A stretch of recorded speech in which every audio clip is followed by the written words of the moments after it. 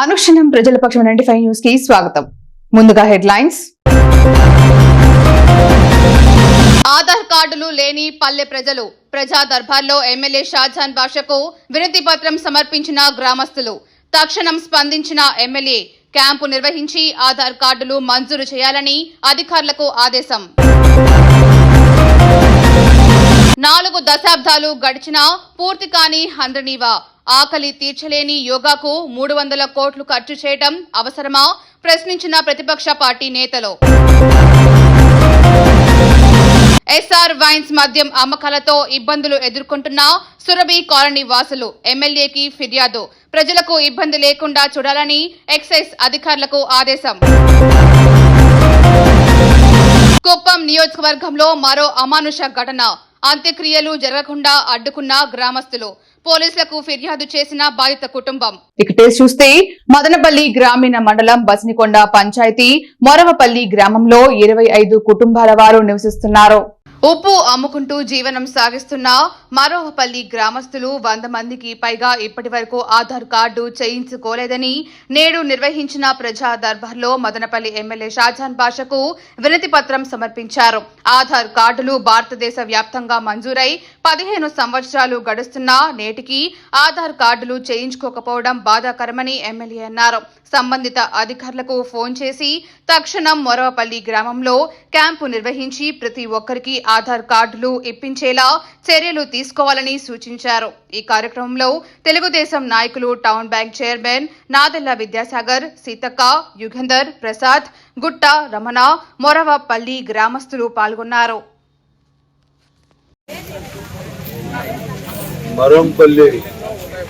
మన బసినికొండ పంచాయతీ వాళ్ళు రావడం జరిగింది. వీళ్ళకందరికీ బర్త్ సర్టిఫికెట్లు కూడా లేవంటే, ఆధార్ కార్డు కూడా లేవు. కొన్ని సంవత్సరాల నుంచి ఎవరు కూడా పట్టించుకోలేదు.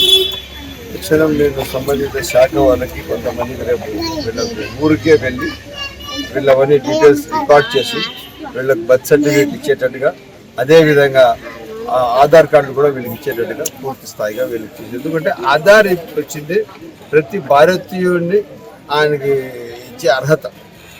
నువ్వు భారతీయుడు అర్థమైందా? ఆ విధంగా ఇప్పుడు వాళ్ళకి ఆధారే లేదంటే ఇక వాళ్ళకి ఏ విధంగా వాళ్ళకి పబ్లిక్లో ఎట్లా బతకాలా? అందుకోసం తప్పకుండా వీళ్ళకి పరిగణన తీసుకొని పూర్తి స్థాయిగా వీళ్ళకి రావాల్సిన ఏదైతే ఇవి ఉన్న ఐడెంటిటీ కార్డ్స్ ఉన్నాయో అవన్నీ ఐడెంటిటీ చేస్తూ వీళ్ళు భారతీయులుగా వాళ్ళకి తీసి వాళ్ళకి ఇచ్చే బాధ్యత మనందరినీ. తప్పకుండా వీళ్ళకు ఆధార్ కార్డులు ఇచ్చి బర్త్ సర్టిఫికేట్ రికార్డ్ చేసి చూస్తాము. సరే.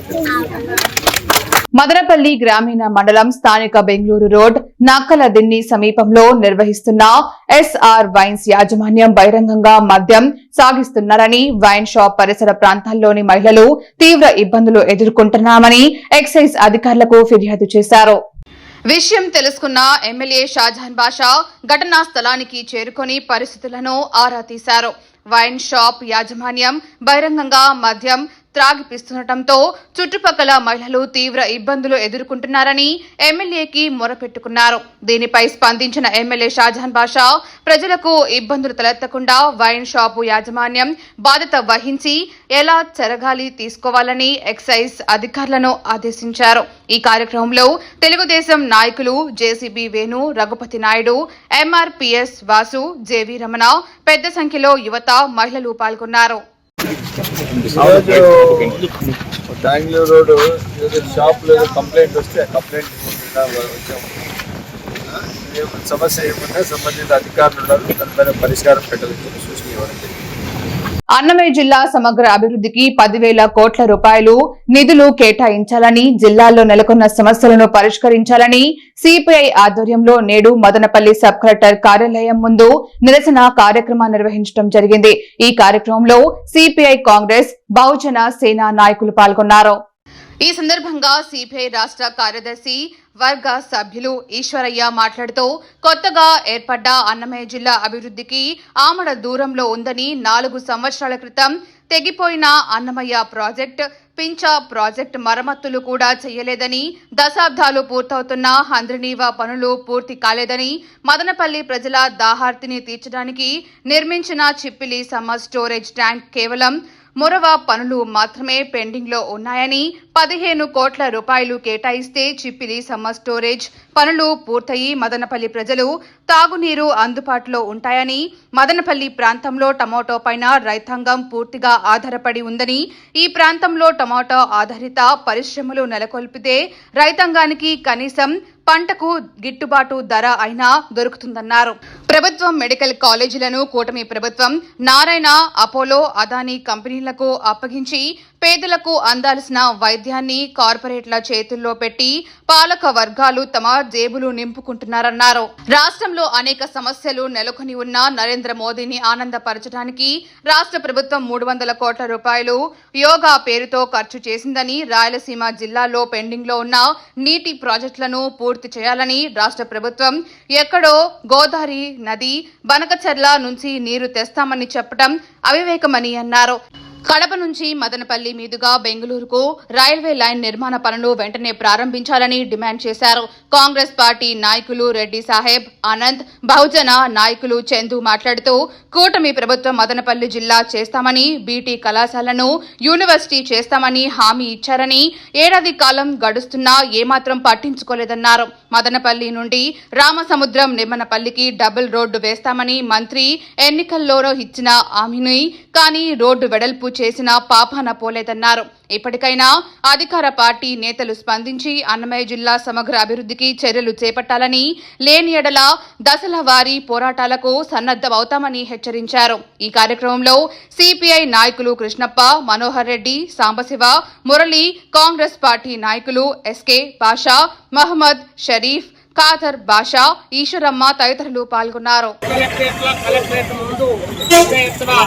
జిల్లా వ్యాప్తంగా ఉన్నటువంటి ప్రజా సంఘాలు, పార్టీల నేతృత్వంలో ఆందోళన కార్యక్రమం జరుగుతూ ఉంది. సిపిఐ ఇచ్చినటువంటి పిలుపులో భాగంగా ఈ జిల్లాలో ఉన్నటువంటి అన్ని రాజకీయ పక్షాలు కాంగ్రెస్ పార్టీతో సహా కలుపుకొని ఈ యొక్క ఆందోళన కార్యక్రమాన్ని మేము చేస్తా ఉన్నాం. ఈ సందర్భంగా రాష్ట్రంలో నూతనంగా ఏర్పడినటువంటి కూటమి ప్రభుత్వం ఈ యొక్క అన్నమయ్య జిల్లా సమగ్రాభివృద్ధి కోసం 10,000 కోట్ల రూపాయలు ప్రత్యేక ప్యాకేజీ కేటాయించాలని, అదేవిధంగా మదనపల్లిలో మెడికల్ కళాశాలను ఏర్పాటు చేయాలని, టమోటా ఆధారిత పరిశ్రమను మదనపల్లి కేంద్రంగా హార్టికల్చర్ హబ్గా ఈ ప్రాంతాన్ని డెవలప్ చేయాలని, కడప, పెళ్లిమరి, మదనపల్లి, బెంగళూరు రైల్వే లైన్ను పునరుద్ధరించాలని చెప్పి ఈ సందర్భంగా డిమాండ్ చేస్తా ఉన్నాం. ఈ నేపథ్యంలో ప్రజలందరి చేత లక్షలాది సంతకాలను సేకరించి రాష్ట్ర ప్రభుత్వానికి విజ్ఞప్తి చేసేటువంటి కార్యక్రమంలో భాగంగా ఈరోజు జిల్లా వ్యాప్తంగా ఈ ఆందోళన కార్యక్రమాలు జరుగుతున్నాయి. రాష్ట్ర ముఖ్యమంత్రిగా సంవత్సరం పైబడుతున్నా ఇంతవరకు ఏమని మాత్రం పట్టించుకొని ఈ ప్రభుత్వం తొందరగా కళ్ళు తెరిచి మదనపల్లి కావాల్సిన సదుపాయాలన్నింటినీ ఏకదాటిగా పూర్తి చేయాలని చెప్పి మేము కాంగ్రెస్ పార్టీ తరఫున డిమాండ్ చేస్తున్నాం. ఇప్పటి వరకే అన్నగారు చెప్పినట్టు ఉన్న సమస్యలతో పాటు మదనపల్లిలో ట్రాఫిక్ కానీ, బీటీ కళాశాలను యూనివర్సిటీగా కానీ, అదేవిధంగా జిల్లాను ప్రకటిస్తామని చెప్పి ఇప్పటికే సంవత్సరం పైబడుతున్నా లాస్ట్లో 5 సంవత్సరాలు అయిపోయిన తర్వాత మీరు చేయాలనుకున్నారా? ఇదంతా చూస్తూ ఉంటే ఓట్ల కోసం మీరు ఇచ్చిన వాగ్దానాలే తప్ప ఇప్పటికీ ప్రజాకాంక్షతో ప్రజల కోసం మీరు చేస్తున్నది ఏదీ లేదని చెప్పి మేము ఈరోజు చెప్పదలుచుకున్నాం. అదేవిధంగా మనకు ప్రభుత్వ ఆసుపత్రిలో ఇంతవరకు వెళ్ళిపోయిన డాక్టర్లు కానీ అక్కడి నుంచి వెళ్ళిపోయిన దాదాపు 50 మందికి పైన స్టాఫ్ను ఒక్కరిని కూడా చైతన్య స్వచ్ఛంద సేవా సంస్థ ఆధ్వర్యంలో నడపబడుతున్న ఆనంద వృద్ధాశ్రమంలోని వృద్ధులైనటువంటి నారప్ప తాత గత 8 నెలలుగా ఆనంద వృద్ధాశ్రమంలో తలదాచుకుంటున్నారు. ఆయనకు 3 పిల్లలు. అందరికీ పెళ్లిళ్లు చేసి ఆస్తిని సమభాగంగా పంచిపెట్టి తండ్రిగా బాధ్యతలు నిర్వహించారు. కానీ వృద్ధాప్యం వచ్చిన తర్వాత పిల్లలకు తండ్రి బరువెక్కాడు. ఆయనను సరిగ్గా పట్టించుకోకపోవడంతో ఆనంద వృద్ధాశ్రమంలో చేరారు. ఆయనకు వచ్చిన పెన్షన్ ఆయన ఖర్చులకు పోగా ప్రతి నెల కొంత దాచిపెట్టి నేడు మధ్యాహ్నం వారి తల్లిదండ్రులు కీర్తిశేషులు నరసప్ప, లక్ష్మమ్మ జ్ఞాపకార్థం పిల్లలకు, వృద్ధులకు మాంసాహార అన్నదాన వితరణ చేశారు. సొంత లాభం కొంత మానుకొని తోటి వాడికి తోడ్పడటం అన్న స్ఫూర్తితో నారప్ప అందరికీ ఎంతో ఆదర్శమని సంస్థ జనరల్ సెక్రటరీ ఏ కవితారాణి కొనియాడారు. ఇక చూస్తే మార్వాడ గ్రామంలో నాగరాజు కుమారుడు శివశంకర్ అనారోగ్యంతో బెంగళూరులోని ఓ ఆసుపత్రిలో మరణించారు. నేడు అంత్యక్రియలు నిర్వహించడానికి శివశంకర్ మృతదేహాన్ని గ్రామానికి తీసుకువచ్చారు. గ్రామంలోకి శివశంకర్ మృతదేహాన్ని తీసుకురాకూడదని గ్రామస్తులు అడ్డుకుంటున్నారని శివశంకర్ కుటుంబ సభ్యులు ఆరోపించారు. అనంతరం పోలీసులకు సమాచారం ఇవ్వడంతో ఘటనా స్థలానికి చేరుకున్న పోలీసులు శివశంకర్ అంత్యక్రియలు నిర్వహించడానికి చర్యలు తీసుకున్నారు. గతంలో స్థల వివాదం ఉండటంతో శివశంకర్ మృతదేహాన్ని గ్రామానికి తీసుకురాకూడదని అడ్డుకుంటున్న వీడియో ప్రస్తుతం సోషల్ మీడియాలో వైరల్ గా మారింది. ఈ నెల 25న మధ్యాహ్నం వైసీపీలోకి రాజంపేట నియోజకవర్గ టీడీపీ మాజీ ఇన్ఛార్జ్ సుగవాసి బాలసుబ్రహ్మణ్యం తాడేపల్లిలోని మాజీ ముఖ్యమంత్రి వైఎస్ జగన్మోహన్ రెడ్డి సమక్షంలో వైసీపీ తీర్థం పుచ్చుకొనున్న సుగవాసి బాలసుబ్రహ్మణ్యం వారం రోజుల క్రితం తెలుగుదేశం పార్టీ సభ్యత్వానికి రాజీనామా చేసిన విషయం అందరికీ విదితమే.